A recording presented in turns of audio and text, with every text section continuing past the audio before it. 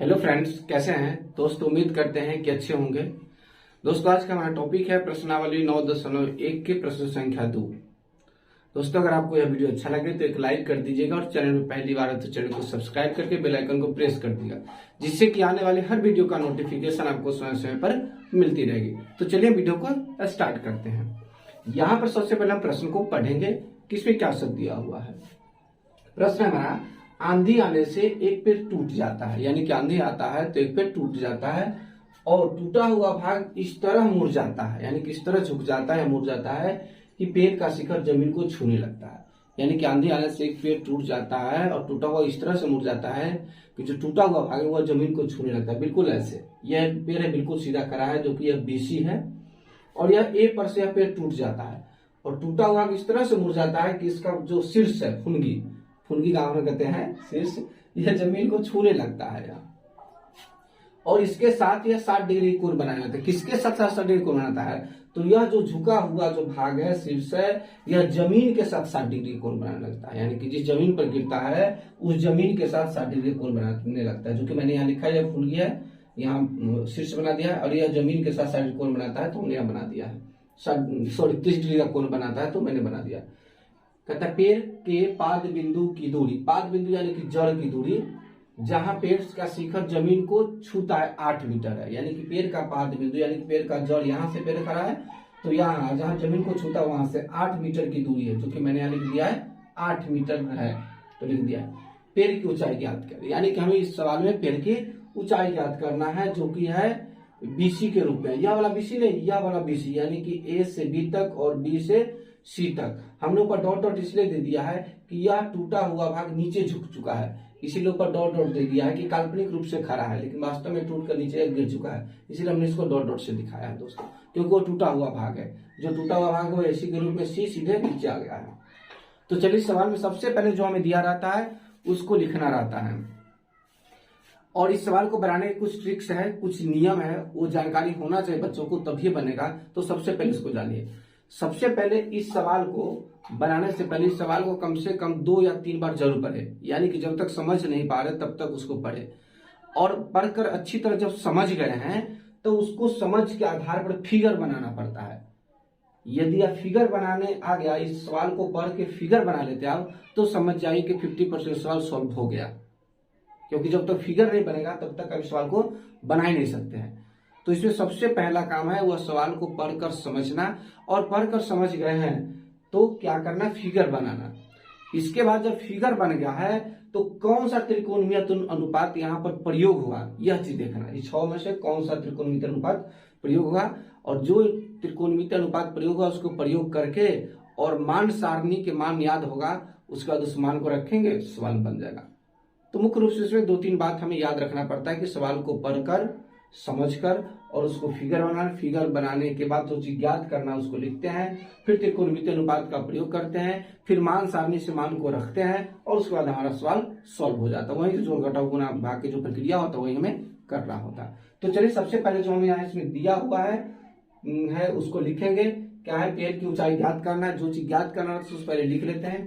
तो चलिए दोस्तों, यहां से हम लिखते हैं हल, लिखेंगे माना कि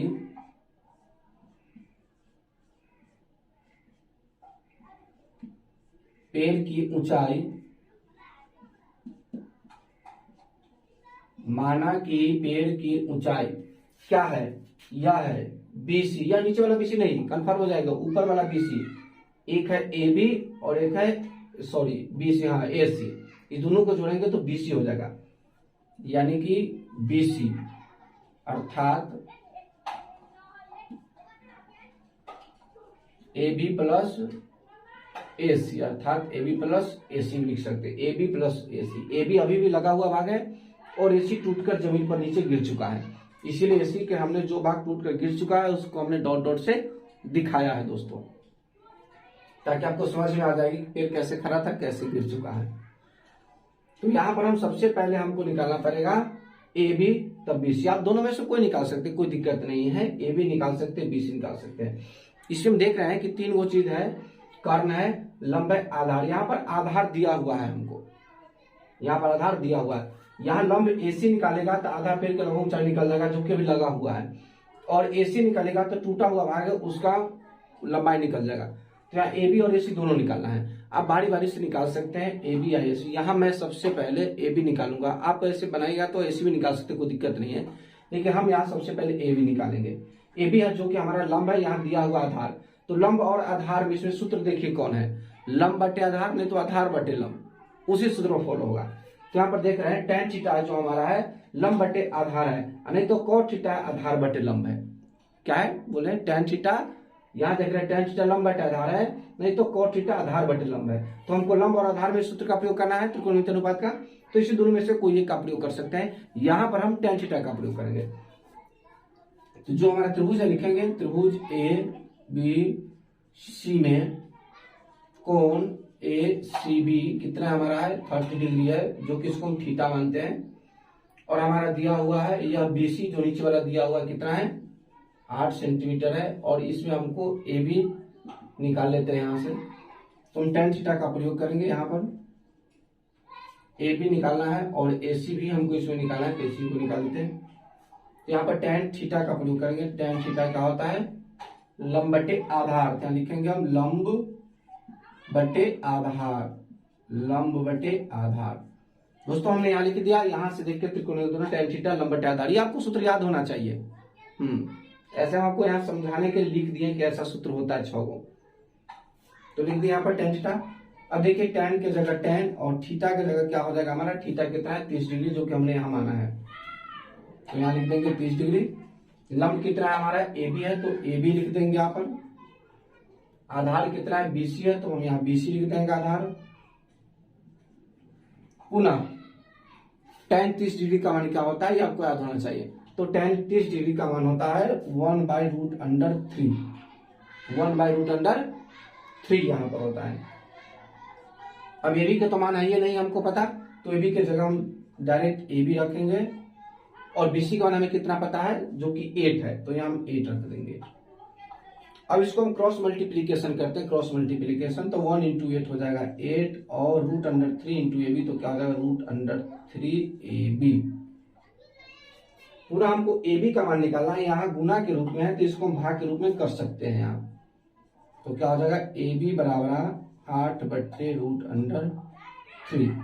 तो इस तरह से दोस्तों हमने यहाँ AB का मान निकाल लिया 8/√3। पुनः अब हम इसी त्रिभुज में AC का मान ज्ञात करना है, AB का मान हमको ज्ञात होगा, अब हम AC का मान ज्ञात करेंगे। अब देखिए ABC क्या है आधार है और AC क्या है कर्ण है, तो अब हमें ऐसा सूत्र का प्रयोग करना होगा जो कर्ण और आधार हो, या तो कर्ण बटे आधार हो, नहीं तो आधार बटे कर्ण हो, दोनों में से कोई हो। तो इस सूत्र में देखने से पता चलता है कि cos थीटा आधार बटे कर्ण है, ऐसी का ऑपोजिट sec थीटा कर्ण बटे आधार है, तो इस दोनों में से कोई सूत्र का प्रयोग कर सकते हैं, यानी कि AC का मान निकालने के लिए। यहाँ पर हम cos थीटा का प्रयोग करके आपको इस सवाल को हम बनाएंगे। यहाँ cos थीटा है तो लिखेंगे cos थीटा बराबर आधार बटे कर्ण, आधार बटे कर्ण। cos के जगह लिखेंगे cos, और थीटा के जगह लिखेंगे 30। अब यहाँ आधार कितना है BC है, तो हम लिखेंगे BC, और कर्ण कितना है AC है, तो लिख देंगे AC। अब cos 30 डिग्री का मान आपको ज्ञात करना होगा, cos 30 डिग्री का मान क्या होता है। आपको cos 30 डिग्री का मान याद नहीं तो कोई बात नहीं, यदि sin 60 डिग्री का मान भी याद है तो उससे भी यहाँ हो जाएगा। यदि sin 60 डिग्री का मान होगा तो उससे आप उसको यहाँ लिख सकते हैं। तो sin 60 डिग्री का मान कितना होता है दोस्तों, √3/2 होता है sin 60 डिग्री के, जिसको हम cos 30 डिग्री के मान में भी लिख सकते हैं यहाँ पर। अब यहाँ पर हम देख रहे हैं कि BC हमारा कितना है 8 सेंटीमीटर है, तो हम 8 लिखेंगे, और AC हमें नहीं पता है तो AC हमें नहीं पता है, तो यहाँ से डायरेक्ट AC लिखेंगे। अब इसको हम क्या करेंगे तिरछा तिरछी गुना करेंगे, क्रॉस मल्टीप्लीकेशन करेंगे, तिरछा तिरछी गुना करेंगे। यहाँ पर हम कर रहे हैं तो √3 गुने AC, तो क्या हो जाएगा हमारा √3 AC, और 2 × 8 तो क्या हो जाएगा 8 दूना 16। अब हमें AC का मान ज्ञात करना है, तो AC बराबर 16 या गुना के रूप में है, तो यह √3 हो जाएगा। क्या हो जाएगा? √3। तो अब हम यहाँ देख रहे हैं कि AB का मान हमें आ गया 8/√3 यानी कि 8/√3 और AC का मान आ गया 16/√3 यानी कि 16/√3। अब हम यहाँ देख रहे हैं कि BC पेड़ की कुल ऊंचाई यानी कि पेड़ की जो ऊंचाई है वह है BC है। तो हम यहाँ लिखेंगे यहाँ पर पेड़ की कुल ऊंचाई, पेड़ की कुल ऊंचाई बराबर है, क्या होगा हमें AB प्लस BC, तो यानी कि AB प्लस BC। हमें AB यहां से देख रहे हैं 8/√3 है, तो लिखेंगे 8/√3 प्लस AC के माने कितना है 16/√3, तो 16। अब दोनों को हम LCM लेते हैं तो √3 हो जाएगा। 8√3 से भागेगा तो एक मरतबे में 1 × 8 तो कितना हो जाएगा 8 प्लस सेम 16 से भाग देंगे तो एक मरतबे में लगेगा तो 1 × 16 कितना हो जाएगा हमारा 16 हो जाएगा। अब दोनों को हम ऐड करते हैं यानी कि जोड़ेंगे तो कितना हो जाएगा 24 में हम √3 से भाग देंगे। अब इससे भाग नहीं लगेगा तो क्लास 9th हम पढ़े इसका परिमेयकरण करेंगे। यदि हर में रूट हो तो उसका हम क्या करते हैं परिमेयकरण। यहाँ पर हम परिमेयकरण करेंगे तो अंश और हर दोनों में √3 से गुना करते हैं, √3 से गुना करते हैं तो क्या आ जाएगा हमारा यहाँ 24/√3 24 इंटू √3 24 √3 होगा और √3 गुना करते हैं तो 3 हो जाता है। अब हम इसको काटेंगे तो 8 3 24 हो जाएगा यहाँ 8। तो इस तरह से फाइनली हमें पेड़ की कुल ऊंचाई कितना मिला है 8√3 है, जो कि पेड़ की कुल ऊंचाई इतना हमें प्राप्त हुआ है। दोस्तों उम्मीद करते हैं कि आपको यह समझ में आ गया होगा। अगर आपको किसी प्रकार की कोई दिक्कत है तो आप हमें कमेंट के माध्यम से बता सकते हैं। और हाँ, इससे पहले का वीडियो अगर आपने नहीं देखा है तो आप हमारे YouTube चैनल के प्ले लिस्ट पे जाके देख सकते हैं, जिस YouTube चैनल का नाम है D2 सर। तब तक के लिए दोस्तों धन्यवाद।